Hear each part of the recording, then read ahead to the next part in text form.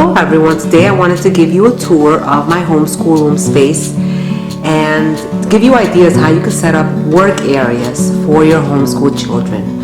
Now remember, you don't really need a homeschool room because you can homeschool on your dining table, but if you do have an extra space in your home, it is really beautiful to have one dedicated area for schoolwork.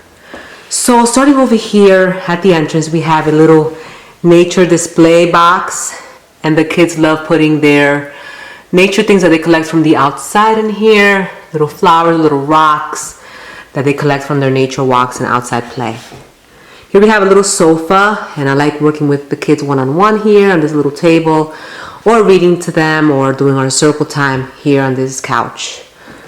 On the wall we have these maps. This is the world map, United States map. We use it for geography work, and we've been having these for a lot of years now. I'll link below any posters that I mentioned in the video in the description box. We have some binoculars so that they can do some bird watching or just watch different things outside. Over here we have our felt board, which we use for morning time or for telling stories with felt. I have lots of stories with felt that I love using with my children. Over here we have what we call our little library, and we don't have a huge amount of books because we do like going to the library, and but we do have a little collection. So we have them labeled and classified. So we have non-fiction, fiction, we have Spanish, we have toddler books. So everything's classified in this way. And then on the wall I have different posters. I love having nature posters up so that the children can learn to identify the different things outside, like arthropods, amphibians, reptiles, backyard birds, so that if they see a bird in the backyard, they can come and look at the chart and see what that bird is called. We also have a bird clock, so every time that it's a particular bird's hour, it will sing the tune that that bird sings. And so the kids are really learning the different tunes as well. We have a butterfly poster. Over here we have our sponsored children poster. And in our home, it's really important to teach children about contribution and about service. So each of my children, they have a sponsored child that they correspond back and forth with. And over here we have a little poster for each child that says their name, how old they are, their birthday, and what part of the world they come from. As you can see, it has like a little piece of yarn, and it locates where that child is located around the world.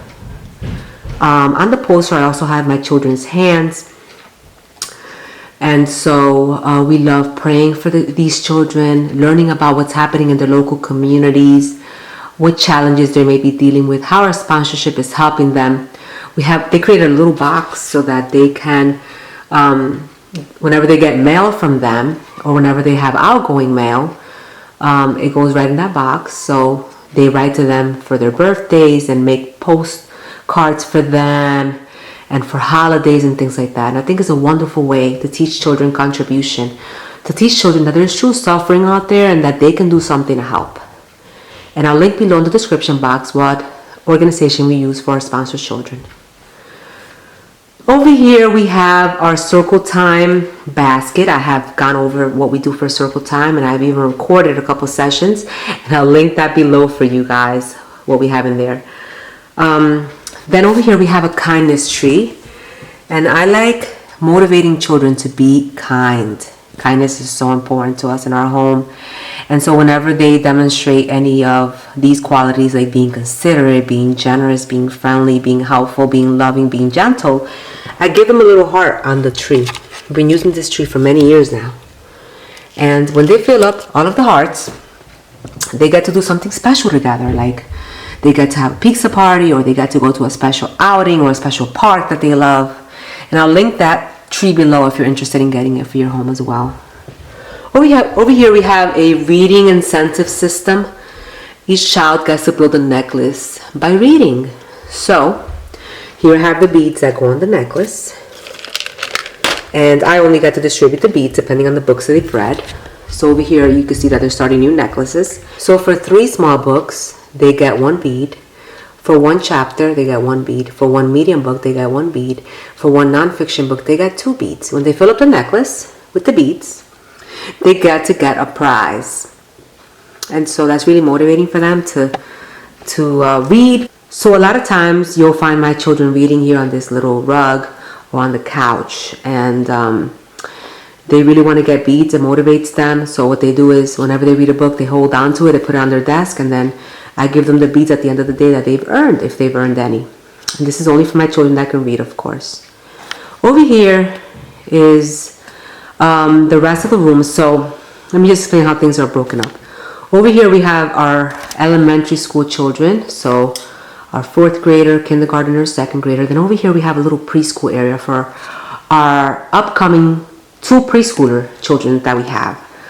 And so I have a little table here that I'll link below in the description box if you guys are interested. It's just a little plastic text table. And then over here I have a shelf, a preschool shelf. And I rotate things out of here. I have made videos on what I do for my toddlers and for my preschoolers. But over here right now, since it's Easter and this is an open-ended shelf, is the weekend, I don't have a whole lot right now. I basically just have like an Easter bunny. I have that they're feeding the bunny with. I have a little plastic fruit basket that they put in the microwave, and we go on over the names of the different fruits and veggies. We have just some open-ended toys and some knot puzzles there for this child that's working in here on this table. And then on this little bin, we have any binders or anything that are extra that I want the child to work with me that week. We're working on the first 30 words binder, and I'll link that below if you want to see a video of it. And so my preschool child loves coming and getting things out of this shelf. He knows that that shelf is for him, and he brings it here to work, and he loves it, and then he puts it back. I've been teaching him to put things back on the shelf and to be orderly and to learn organization, because that's something that is taught at a very young age. Over here we have our themed shelf, and if you guys follow my videos, you'll know that I love hands-on activities, and this is the shelf that I have dedicated for my hands-on activities that I rotate. And so since we are in spring right now, we're nearing Easter, I have a lot of things related to that. So over here on the top shelf, I have books on display that are related to that month or to the theme that we're doing. Since it's Easter and spring, I simply just have books about Easter. So this is the true meaning of Easter, the very first Easter Berenstain Bears book, Flowers by Gail Gibbons, which is great. She talks about, she writes beautiful nonfiction books with beautiful illustrations and amazing information. Here we also have Up in the Garden and Down in the Dirt, and We Are the Gardeners. Over here is our poem book, and every month we have a different poem that we read to the kids, and it has a beautiful illustration for that month as well. On the board, I like using this dry erase board that you see back here. I pull it out for different things. I do copy work, so the kids do their copy work there. I also like displaying the Virtue of the Month card. This month is forgivness. And so we read books about forgiveness. What does it mean to be forgiving? And how to develop those qualities. Down here, I just have different activities that are rotated in and out. Since we are in Easter, you're going to see that we have a lot of Easter activities, Easter crafts, and anything related to eggs. This is a resurrection eggs over here, which we do Easter egg hunts every year with, and we do different activities with those resurrection eggs. I'll link it below in the description box. And then this is a basket full of different Easter activities that I print out from the internet that I make myself for the kids. So this is a continuing changing shelf. It really helps children to see different books every month, see different activities, bring learning alive. I also love to do unit studies, and I hope to share with you how we do unit studies in the future on this shelf. In this area over here, we have the workspace for my elementary school children, and so each of them have their own desks, and I got these desks from IKEA. Link below where I got the chairs. Each of them has a little caddy. Each of these caddies holds their core work. So they're workbooks and books for reading, writing, and math. Our family subjects are kept in this shelf over here that I'm going to show you in just a minute, because we do those subjects together. And so at the bottom we also have a little drawer for all of them to keep their read alouds or any of the work that I want them to work on is in there. Each of them has a bulletin board. Let me start over here with my 4th graders. So over here she has her bulletin board. She has a little book that she's working on drawing faces, learning how to draw faces. She has a little toolbox with her picture on it and all her crayons and pencils and things like that. Each child has their own little crayon box. It really does save for fights and stuff like that. Over here we have my kindergartner's desk. She has her pictures displayed on the wall that she loves. She has a certificate for finishing her kindergarten math this year. This is her desk. She's working on some drawings over here. This is my 2nd grader's desk area. Again, her books, her little toolbox, her timer. I like having timers because I time the kids to keep them motivated and to just track how long it's taking them to do things so that they can stay focused. And a little ruler there. So this is their workspace. I find it extremely important to have this little workspace here for them. I have noticed that they are really concentrating more now that they're working in their own individual desks. For a long time we did work on a dining table, and that works as well. But just make sure that every time that you work on your dining room table that you are working on the same chair every day. It's really important to have a designated work area for each child every day. It really helps set a foundation for concentration, for focus, and it lets the brain know it's time to do work, it's time to do school. And so it's really important that each child has their own workspace, even if it's just the one same chair on the dining table every single day. So let's go over what we have in this shelf. This is where we keep all the supplies and books that we use throughout the week. And so let me go ahead and open this for you. So this is our supply shelf where we keep the rest of our curriculum and the rest of the things that we use up here. Anything else that we have in terms of activities, educational games, we keep in a homeschool closet that we have in our basement, and that is in another location of the home, but this is what we use every week. And so up in the top we have these posters that they can use chalk to practice their printing or their cursive for those still working on that. We have our handy dandy sharpener, which is so important in this house, especially because our kids are always having to sharpen their pencils, and this is a great one. I'll link it below in the description box. We have a radio because we love playing like hymns and classical music sometimes when the kids do their work. Up on the wall we have a quote that says, "For we are God's masterpiece, made new in Christ." Then down below, let's go start over here with this shelf. On the top of this shelf over here, we have flashcards. So I use flashcards to teach children different things, and it's a very fast way to learn. I use it for assessing the children. I have a wide variety of flashcards that I use. So many flashcards. If you guys want to know how I use flashcards to assess children, let me know in the comments below. Over here we have our printer and our paper. Here we have an extra bin with paper, construction paper, crafting paper. All that is in that bin there. Moving over here is our toddler work box. So over here, anything related to like toddler work, preschool work, I have in this little box, and I rotate things out from our homeschool closet downstairs. So I have it ready for the week for my toddler. Down here, each child has their own bin with their art journals. Their art journals, and also anything that they want to save, notebooks, their drawings, their colorings, all go in here. So this is just basically their little bins where they keep all of their artwork that they could sort out.